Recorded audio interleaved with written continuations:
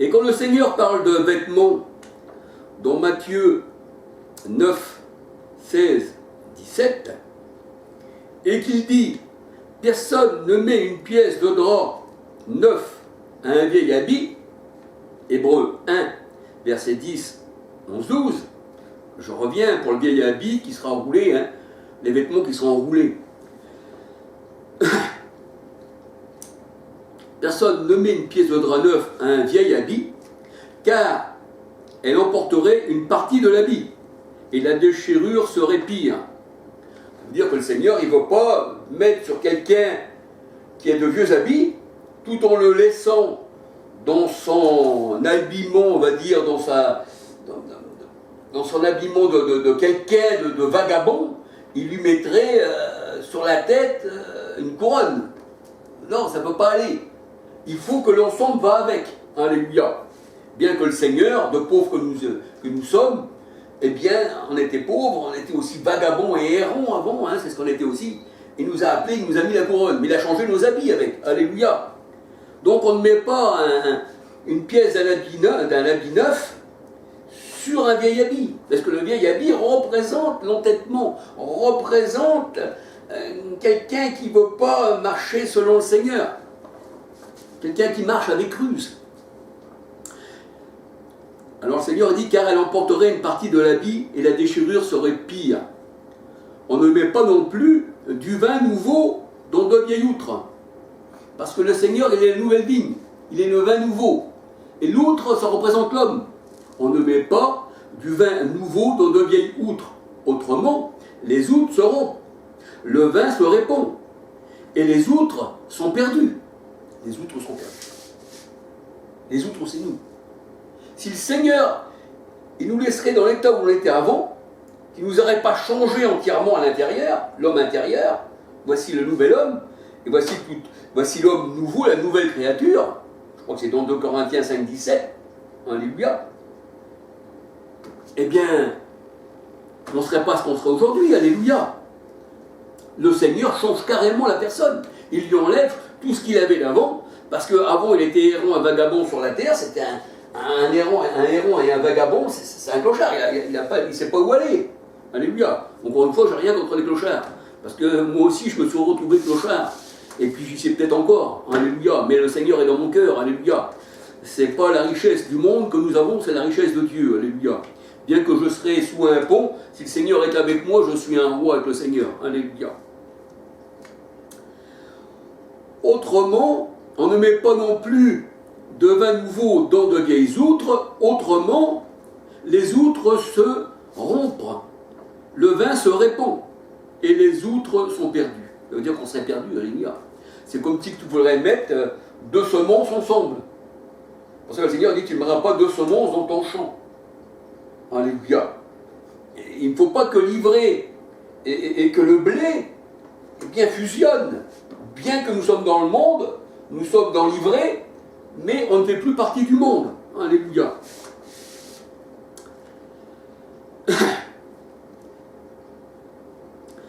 Le Seigneur dit, alors je vais recommencer, on ne met pas non plus du vin nouveau dans de vieilles outres, autrement les outres se rompent. Le vin se répand et les outres sont perdues. Mais on met le vin nouveau dans des outres neuves. Ça veut dire que nos habits doivent être blancs. C'est neuf, tout est neuf. L'homme nouveau, l'habit blanc, un chemin nouveau et une patrie céleste. Alléluia.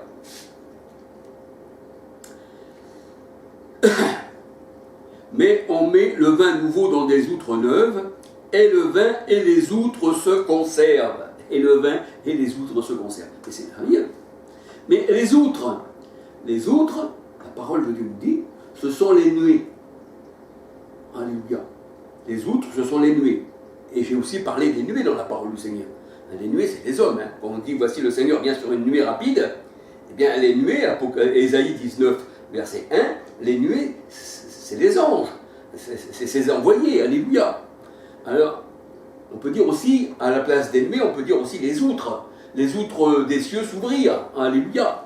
Et là, on voit que les outres, dans Job 38, versets 37-38, c'est les hommes. Alléluia. C'est les nuées. Et la parole de Dieu nous dit que notre ventre, est une outre. Job 32, versets 18-19. Mais là, le ventre, c'est pas comme si une supposition que le ventre, on mange et on se remplit le ventre pour nourrir le corps. Là, le ventre, en un sens spirituel aussi, eh bien, représente une outre. Alléluia. Le ventre représente une outre. Alléluia. Et dans le ventre, il peut rentrer du vin, il peut rentrer la parole du Seigneur, puisque spirituellement, notre esprit a aussi, je parle spirituellement, bien sûr, spirituellement, parce que l'esprit n'a ni chair ni os. Luc, je ne m'en souviens plus, enfin, un esprit n'a ni chair ni os. Ça, vous pouvez le trouver dans la parole du Seigneur. Et là, on voit que, eh bien, le ventre aussi, c'est une outre. Alléluia. Et ça dépend des aliments que l'on met dans ce ventre, dans cette outre. Alléluia. Job 32, versets 18-19.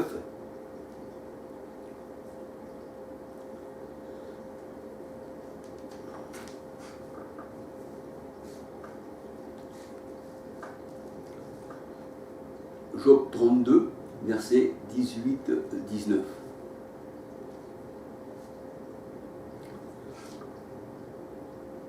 Alors il est vrai que la parole de Dieu n'est pas la parole de l'homme. Le Seigneur ne pense pas comme l'homme. Ésaïe 58, verset 8. Matthieu 16, verset 20 à 23. Et l'homme lui dira que le vieux vin est bon. L'homme charnel.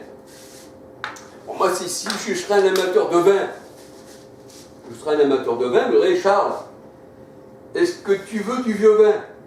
Parce que je sais que le vieux vin, avec le temps, il prend de l'embonpoint.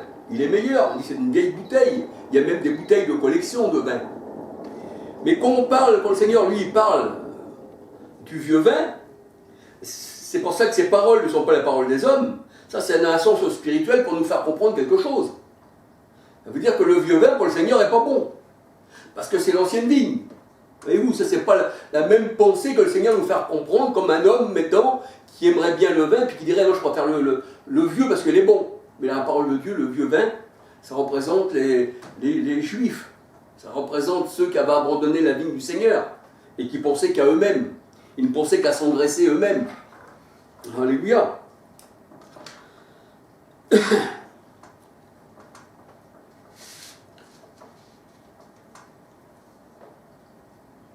L'homme dit que le vieux vin est bon et qu'il est arrivé à maturité.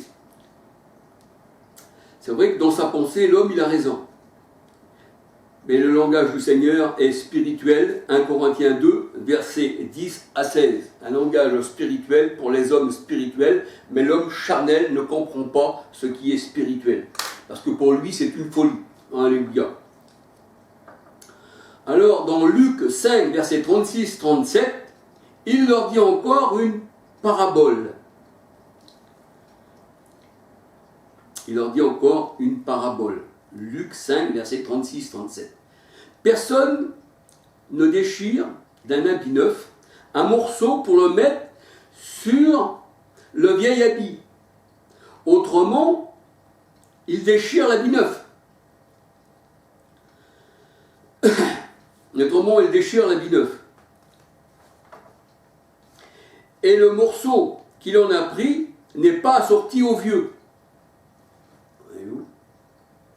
On ne peut pas prendre ce qui est vieux et puis mélanger, c'est pas assorti. Ça nous fait penser un peu à la loi de Moïse.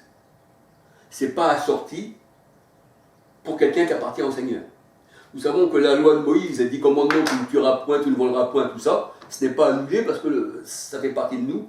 Mais quand Christ il a mis sa loi dans notre cœur, qu'il a mis ses pensées dans notre cœur, parce que maintenant nous sommes larges de l'alliance, alléluia, eh bien c'est l'amour. Et de l'amour, tu aimeras le Seigneur ton Dieu de tout ton cœur, de toute ton âme, de Deutéronome 6,4, et ton prochain comme toi-même, eh bien le Seigneur dit de ces deux commandements dépendent de la loi.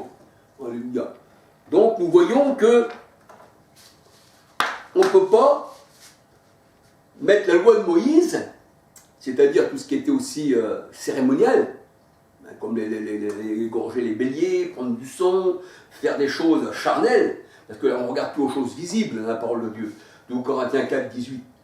Parce qu'ils étaient pour un temps. Mais le Seigneur dit maintenant, on regarde à l'invisible. Et l'invisible, c'est la foi. Hébreux 11, verset 1, 2. Le juste vivra par la foi. On ne vit pas par la vue, c'est ce que nous dit la parole de Dieu. Donc voilà. On ne doit pas mettre un habit ancien, un morceau d'habit ancien sur un neuf et vice-versa. Et il est vrai que la grâce est venue par le Seigneur Jésus-Christ. La loi était venue par Moïse. Jean 1, verset 17. Et ce qui a vieilli, la parole de Dieu nous dit, est près de disparaître, et ça a même disparu parce que Christ il est à la fin de la loi. Hébreux 10, verset 4.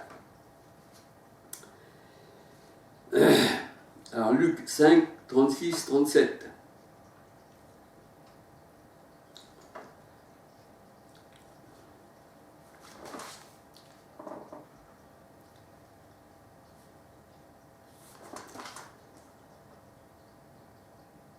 Luc 5, 36, 37. Je vais regarder encore. Excusez-moi pour le temps. Le Seigneur vous bénisse abondamment. Luc 5, 36, 37.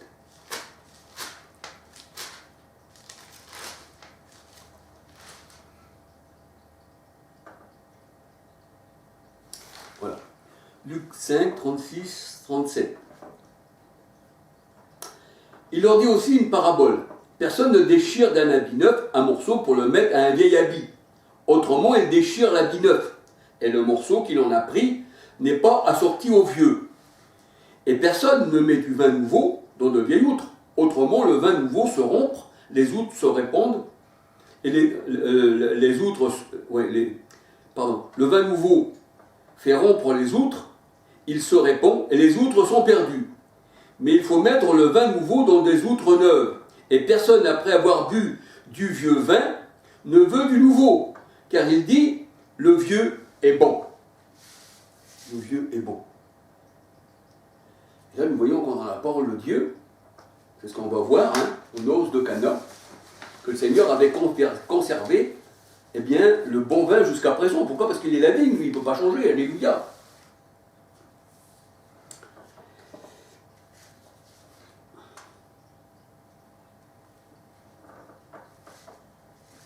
Et on peut dire que, dans ce que je viens de lire, là, il y a tout un enseignement, on peut bien s'arrêter sur cela. Alléluia. Cela nous fait ce verset de la parole de Dieu, dans Luc 6,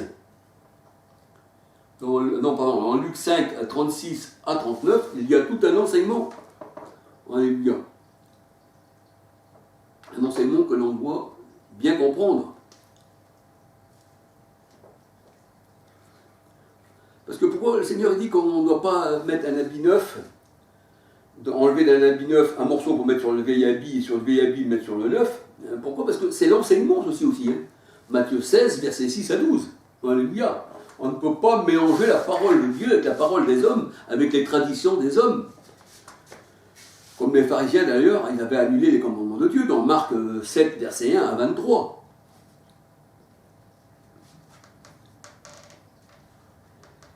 Il ne faut pas que le vin des premiers raisins,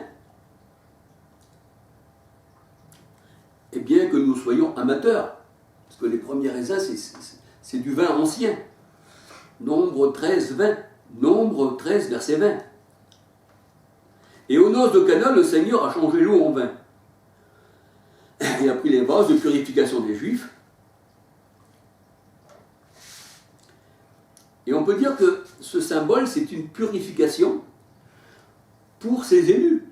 Alléluia. Pour ses élus. Puisqu'il prit des vases, des purifications des Juifs, et il changea l'eau en vin. Et il disait à tous ceux qui étaient là, bien, buvez-en tous.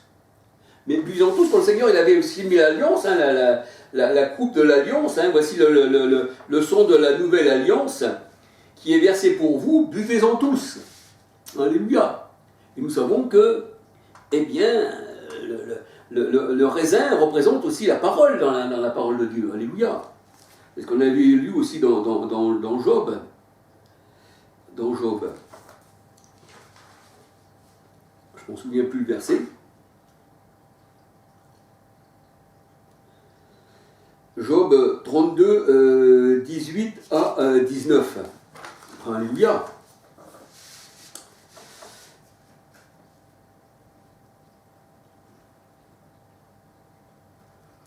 Et en faisant ceci, le Seigneur, en donnant à boire à ceux qui étaient là aux noces, il les fait entrer dans la maison du vin. C'est ce que nous dit la parole de Dieu. Hein. Cantique de 4. Il les fait entrer dans la maison du vin, c'est-à-dire le Seigneur, il est lui-même la vigne, hein, Jean 15, alléluia.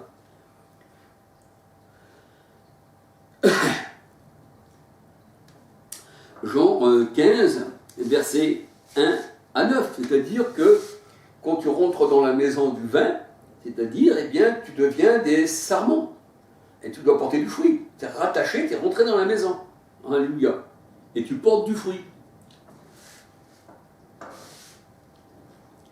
Et quand tu rentres dans la maison du vin, quand tu es rattaché au Christ, tu deviens avec lui un seul esprit. 1 Corinthiens 6, 13 à 19. Celui qui t'attache au Seigneur est avec lui un seul esprit. Un seul, pas trois, hein, un seul. Il n'y a pas de trinité d'esprit. Mais celui qui s'attache à la prostituée, il est une seule chair avec elle. Ça veut dire qu'il y en a qui s'attachent à la prostituée, et ils sont une seule chair. Ils parlent charnellement, ils ne comprennent pas les choses de l'esprit. Parce que pour eux, c'est poli. Et quand le vin manque, faute d'ouvriers, le Seigneur prend la relève. Jean 2, verset 3. Le Seigneur, lui, il prend soin de sa vigne. C'est pour ça que la parole de Dieu a dit aussi que l'Éternel prend soin de sa vigne. Il prend soin de ses brebis. Parce que les brebis étaient malades, parce que c'était les faux bergers, parce que la maison d'Israël, c'est aussi la vigne, mais la maison d'Israël, c'est aussi le peuple de Dieu. C'est pour ça que le Seigneur dit, vous les hommes, vous mes brebis, vous êtes la maison d'Israël, alléluia, aussi c'est aussi la vigne. Parce que un faux prophète, un faux sacrificateur, brebis malade, et le Seigneur il prend soin de ses brebis. Jean 2, verset 3. Et le Seigneur, comme il est le vin nouveau, mais aussi qu'il est cette vigne, qui est ce sacrificateur à perpétuité, qu'il est le Seigneur, alléluia, la parole de Dieu, elle dit qu'il ne change pas. Jean 2, verset 10, 11. Hébreux 13, verset 8. Il est la vigne, le vrai sceptre.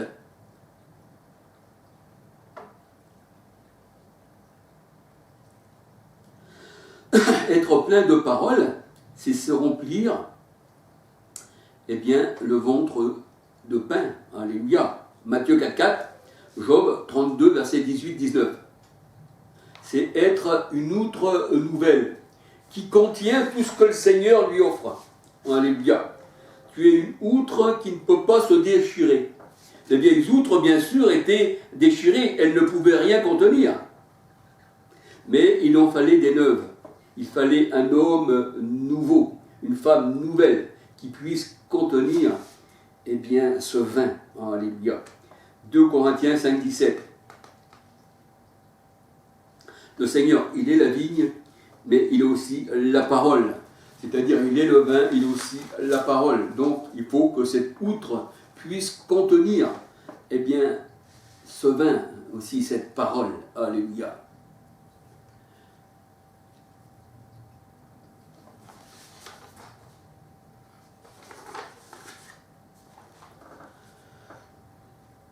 Et on peut dire que la tradition des hommes, parce que les pharisiens avaient abandonné le commandement de Dieu pour leur tradition, Marc 7, 1 à 23, cette tradition ne pouvait pas rentrer dans les outres neuves. Et une religion ne laissera jamais rentrer le Seigneur dans son cœur, parce que ce sont des outres percées, usées. Je dirais même que ce ne sont même pas des outres en vérité, c'est rien en fait. Une outre qui est fissurée, qui est émiettée, qui est raccommodée, ne peut pas contenir parole de Dieu, le vin, alléluia. Une outre qui est rapiestée, eh bien, ne peut pas contenir. Une tradition ne peut pas entrer dans les outres du Seigneur, alléluia. Et la parole de Dieu, elle dit, pour eux, eh bien, toute révélation est cachée, en fait. Ésaïe 29, versets 10 à 14.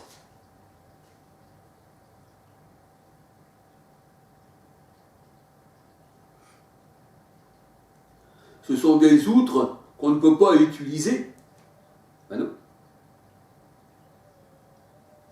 Ce sont des outres qu'on ne peut pas utiliser.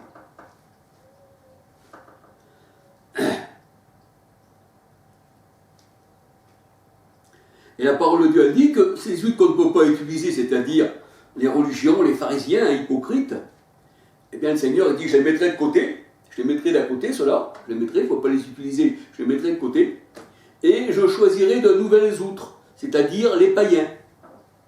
Acte 13, versets 44 à 47. Choisis parmi les nations. Matthieu 28, verset 19.